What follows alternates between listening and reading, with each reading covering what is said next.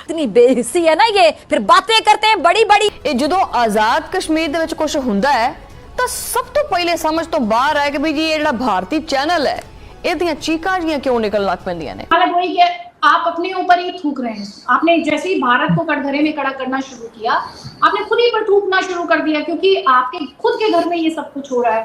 ये थप्पड़ है, ये थप्पड़ है। एक तरह से डिस्प्यूटेड टेरिटरी भी हमारे यहाँ तो खैर ये कहलाती है, लेकिन आजकल आजाद कश्मीर या पीओके जिसको आप लोग कहते हैं, वहां पे जिस तरह से जो है वो एक्शन किया जा रहा है, जो लोग प्रोटेस्ट करने बाहर निकले हैं उनको रोका जा रहा है। कैसे देखती हैं आप इसको? क्या लग रहा है आपको कि क्या पाकिस्तान की स्टेट से कंट्रोल नहीं हो पा रहा, या वाकई में कश्मीर के लोगों की जो डिमांड है उसको आप समझती हैं कि एड्रेस करना चाहिए? देखिए, मैं सबसे पहली लाइन में ये बोलूंगी कि मुझे ऐसा लगता है पाकिस्तान को कश्मीर तो चाहिए पर कश्मीरी नहीं चाहिए। आपके यहाँ जो प्रोटेस्ट हैं, अगर वो डेमोक्रेटिक राइट्स के लिए हो रहे हैं और उसके बावजूद उन्हें सप्रेस किया जा रहा है, तो फिर काहे का आजाद कश्मीर, किस आजाद कश्मीर की बात की जाती है? क्योंकि हमने उसी सो कॉल्ड आजाद कश्मीर में, जबकि मेरे जैसे जर्नलिस्ट और मेरे देश का ये मानना है कि आजाद कश्मीर कुछ नहीं है, वो भारत का जम्मू कश्मीर है। और क्योंकि जो जम्मू कश्मीर के महाराजा थे, महाराजा हरि सिंह, उन्होंने जम्मू कश्मीर का विलय भारत में किया था, तो लीगली वो भारत का है। वो एक इस पे कोई डिबेट नहीं है। अब दुनिया उसे कुछ भी कह के साइड करने की कोशिश करे या उसे भारत की अथॉरिटी को उस पर साइड स्टेप करने की कोशिश करे, लेकिन फैक्ट यही है कि जम्मू कश्मीर जो है पूरा का पूरा भारत का है लीगली, क्योंकि जो उसके महाराजा थे उन्होंने भारत में विलय किया। अभी आपने बात की कि पीओजेके में जो चल रहा है, क्योंकि पीओजेके पाकिस्तान के कब्जे वाला जम्मू कश्मीर, मुझे हैरानी भी होती है, हंसी भी आती है, and I feel sad also to an extent for the Kashmiris, कि जो बातें, जो आरोप पाकिस्तान भारत पे लगाता था, क्या कहता था, भारत के जम्मू कश्मीर में इंटरनेट नहीं चलता है, भारत के जम्मू कश्मीर में नौकरियां नहीं है, भारत के जम्मू कश्मीर में विकास नहीं है, भारत के जम्मू कश्मीर में फौज ज्यादती करती है, भारत के जम्मू कश्मीर में ह्यूमन राइट्स वायलेशन होते हैं, सारे आरोप लगाता था पाकिस्तान की फौज, पाकिस्तान के पॉलिटिशियंस। आप देखिए भारत के जम्मू कश्मीर में, हालांकि पीओजेके भी भारत का ही जम्मू कश्मीर है, लेकिन अगर मैं बात करूं जम्मू कश्मीर की, मैंने जितना ट्रैवल किया है, बाय द वे मेरी थोड़ी सी चोट लग गई थी, तो इसलिए I have white paste on my hand, लेकिन जम्मू कश्मीर में विकास है। जम्मू कश्मीर में अब आपको प्रोटेस्ट की तस्वीरें देखने को नहीं मिलती हैं, और कश्मीरी को भी ये बात समझ में आ गई है कि अगर उसे चैन से रहना है, उसे खाना कमाना है, उसके बच्चों के हाथ में उसे पत्थर नहीं चाहिए, उसके बच्चों के हाथ में उसे गन नहीं चाहिए, उसके बच्चे को विदेश जाना है या भारत में जाकर किसी भी हिस्से में नौकरी करनी है, तो उसे उसका सहारा बंदूक नहीं हो सकती। और इसीलिए आप डिफरेंस देखती है 90s के जम्मू कश्मीर में, 2016 में जो एक रिवाइव करने की कोशिश की गई बुरहान वानी के माध्यम से मिलिटेंसी को, जो पूरे तरीके से फेल हो गया। 2019 के बाद से जिस जम्मू कश्मीर को आप देखती हैं, वहां पे आपको दिखाई देगा शांति, पीस। रात के 12-12 बजे तक जम्मू कश्मीर में आपको रौनक दिखाई देगी। कश्मीर में आप जाएंगी, लोग सड़कों पे दिखाई देंगे, घूमते हुए दिखाई देंगे। रिकॉर्ड नंबर ऑफ टूरिस्ट भी देखे हमारे कश्मीर ने, और साथ ही ये भी देखा कि कैसे पाकिस्तान को वो रास नहीं आया। अब जो आरोप भारत पर लगाता था पाकिस्तान, वो उसके कब्जे वाले कश्मीर में हो रहा है। अब वही कहा जा रहा है कि भैया आपने इंटरनेट कैसे सस्पेंड कर दिया। अब वही कहा जा रहा है कि भाई वो लोग क्या मांग कर रहे हैं, वो लोग कह रहे हैं कि जी हमको पॉलिटिकल रिप्रेजेंटेशन दीजिए। आप एक तरफ क्लेम करते हैं आजाद कश्मीर है, लेकिन दूसरी तरफ उनके लिए रिप्रेजेंटेशन नहीं है, तो काय की आजादी है।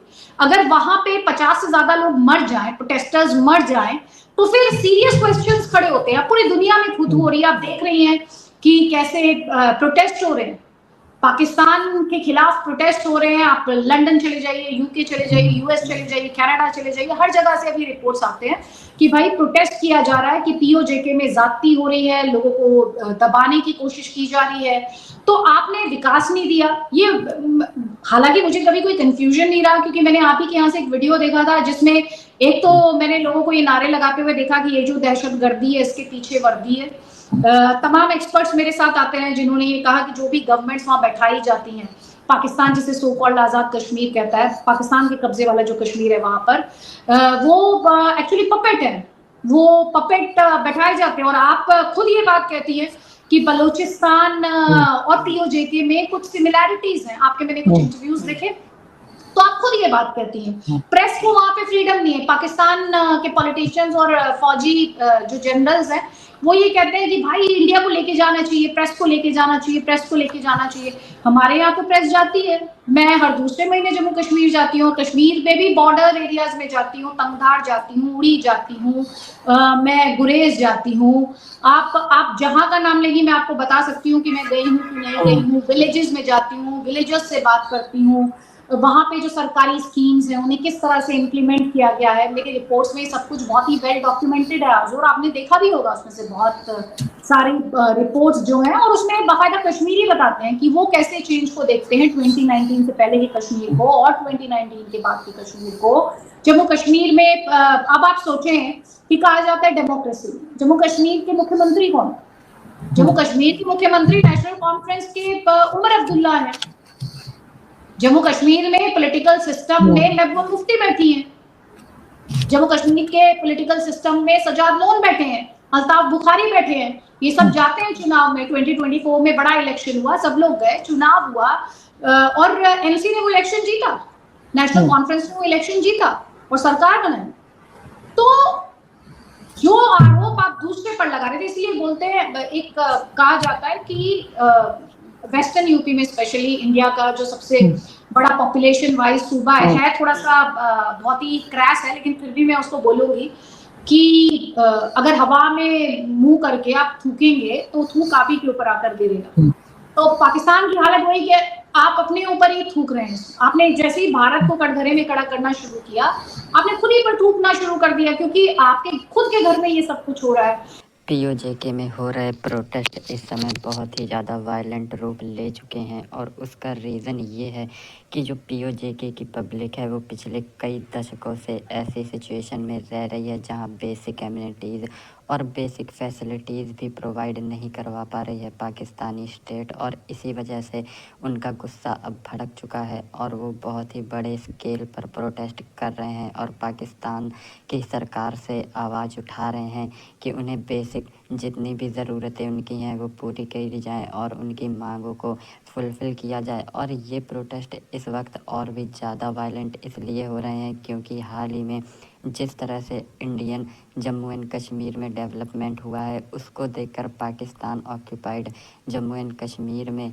लोगों ने ये सोचा कि अगर वो पाकिस्तान की जगह इंडिया में होते तो उन्हें आज उन सारी फैसिलिटीज़ का लुफ्त उठाने को मिलता जो भारत की तरफ के जम्मू एंड कश्मीर के लोग उठा रहे हैं। जबकि पाकिस्तान का जो जम्मू एंड कश्मीर है उसमें जो पाकिस्तान की सरकार है वो बिल्कुल भी इन्वेस्टमेंट नहीं करती और वहाँ के लोग अभी भी एक तरह से 1970 के दशक में जी रहे हैं।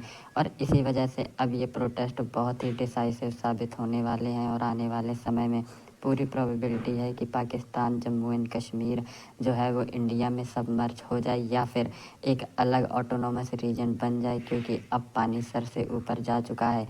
और हमेशा की तरह पाकिस्तान की जो सरकार है वो अपनी गलतियों का जो ठीकरा है वो दूसरे सर मढ़ रही है और उनका कहना है कि ये जो भारत है, भारत ही ये सारी चीज़ें करवा रहा है वहाँ पे करेंसी भेजकर, और इंडियन एजेंट शामिल हैं इस प्रोटेस्ट के पीछे, जो कि पूरी तरह से बेबुनियाद और एविडेंस लेस बात है।